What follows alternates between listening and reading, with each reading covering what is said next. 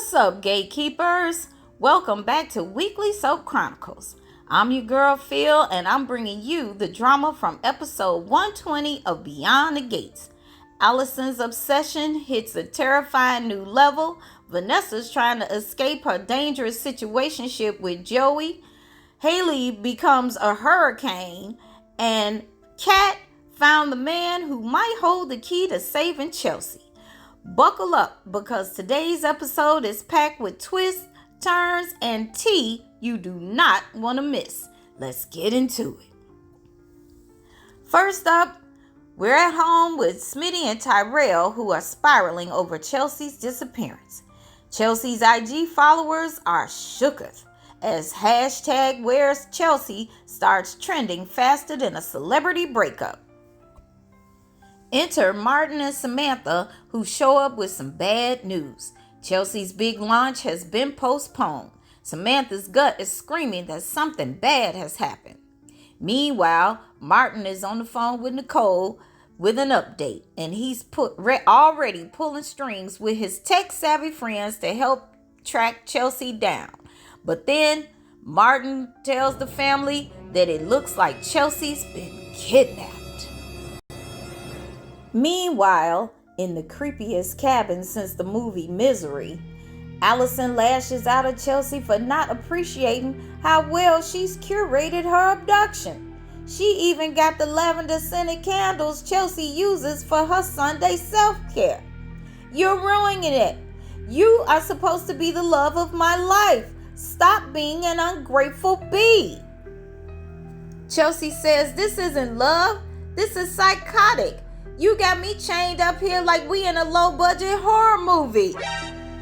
Alison starts trying to clean up, and Chelsea pushes her to the floor and calls her a psycho. Chelsea keeps calling her names. You're crazy, a lunatic, insane, cuckoo for Cocoa Puffs. Alison say, I'll be crazy. You want me to be crazy? I'll show you crazy. And she pulls out a knife. Meanwhile, Little Miss Hayley and Caroline just finished watching a Beyonce movie, and they drinking and having a good time. I wouldn't be having this much fun if I was pregnant. Okay, side note. Didn't Hayley just supposedly have a miscarriage? Now she's sitting up here drinking and kikiing like she didn't even experience none of that.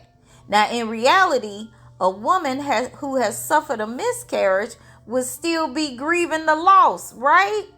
Which leads me to believe that pregnancy was fake. And now I'm thinking that she has paid her doctor off to lie for her. That's my theory. Y'all let me know what y'all think. Meanwhile, at Dupree Manor, Bill and Danny talk about Chelsea. He assures her she's been an amazing mother and wishes he was more present as a father.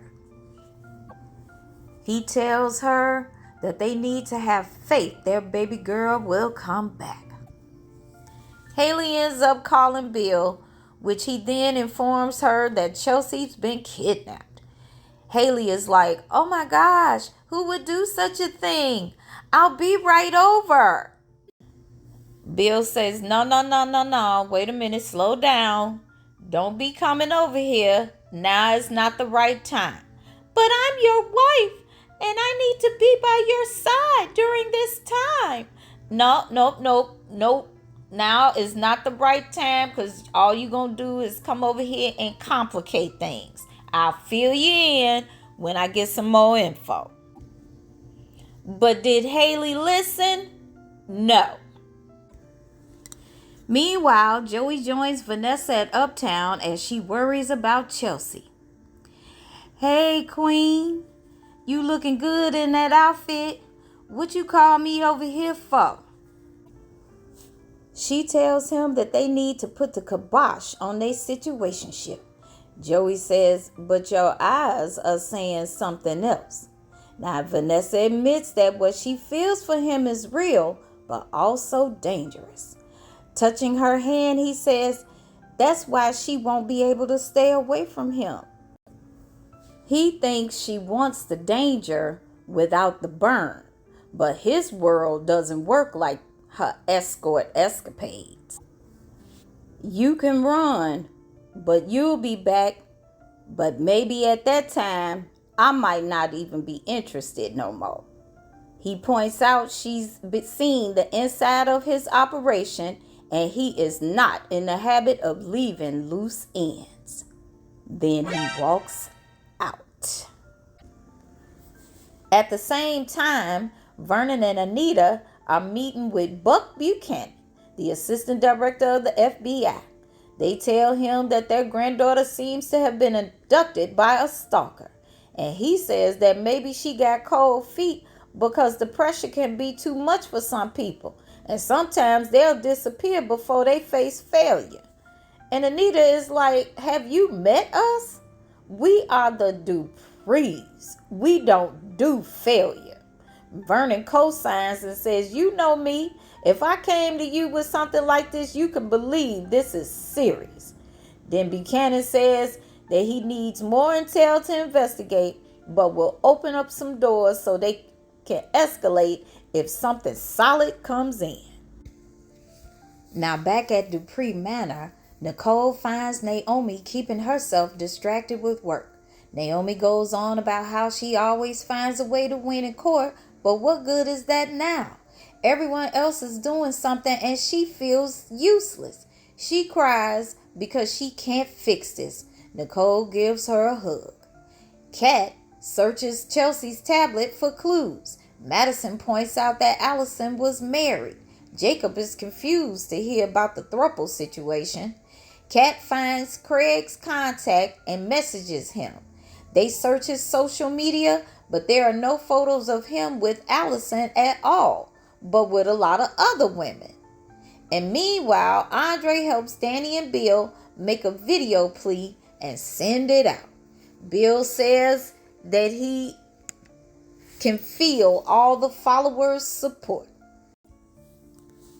So while Danny and Bill are making the video plea, Hayley bursts into Dupree Manor, infuriating Naomi. What the hell are you doing here? I'm here to be with my husband. Naomi say, you know what? Let's take this outside. Because right now, Naomi is on sight mode. Okay? Nicole tag teams and says, our family is going through a crisis and you choose now to make this about you? I came here to support Bill. Chelsea is my stepdaughter. Naomi say, don't you even dare. You weren't around when Chelsea needed help. Now you want to act like you give a damn? Bill notices the fighting and comes over breaking it up. He leads Hayley away and says, didn't I tell you not to come? Hayley's not happy to be pushed out by that family. Bill says the feelings are raw and this is not the time. His wife was not happy to see Danny acting like his wife in the video. I'm your wife, Bill, not Danny. He says this isn't about them, but his daughter, knucklehead. Hayley insists on making it about them and accuses him of pushing her away whenever things get real. And the Duprees snap their fingers. She wants to be on his side when he needs it, and they hug. Hayley's insecurity level is on 100, okay? She know good and darn well that the Duprees don't like her and will not like her for a good amount of time. But she just want to press her way and keep talking about how he's my husband. I'm his wife. Girl, bye. So Kat and Jacob meet Craig at Orphe Jean's. Well, as we can see, Craig is not tied up in the basement somewhere. All right. He heard about the drama online. And Kat says, you know, your wife is looking suspect.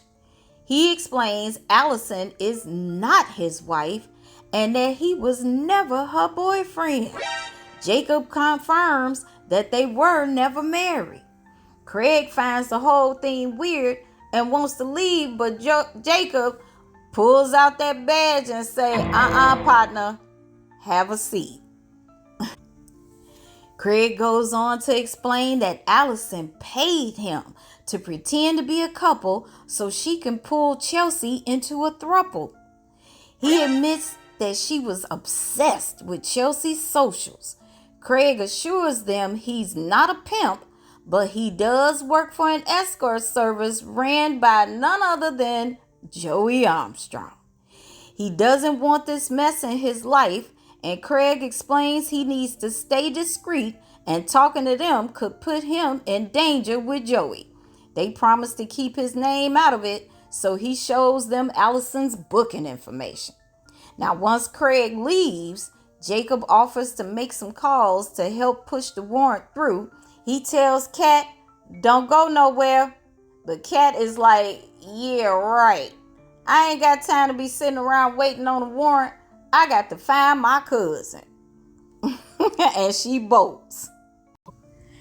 Jacob don't know what to do with Kat, because she gonna do what she want to do anyway without him at all, okay? He be trying to tell her to calm down, and Kat is like, nope, I'm gonna do what I'm gonna do with or without you. Meanwhile, back at the creepy cabin, Chelsea refuses to eat an apple, and Alison says, well, the only thing left to do is make love. So she changes into a nightgown in Chelsea's favorite color, because nothing says true love like forced matching nightgowns in robin egg blue. She even tries to get intimate with Chelsea, but our girl fights back, biting Alison's lip. Alison, so you want to play rough? Did Madison teach you that? And she grabs Chelsea by the hair. Y'all, this is next level unhinged. And that's how the episode ends. And that's where we leave things on this episode, Gatekeepers. Chelsea's still missing, Alison's still crazy, and the Duprees are still a hot mess. Will the FBI crack the case? Will Hayley ever learn to stay in her lane? And what's Joey's next move? Drop your theories in the comments, and don't forget to like, subscribe, and hit that notification bell so you don't miss the next episode of Weekly Soap Chronicles. Until then, keep the drama alive.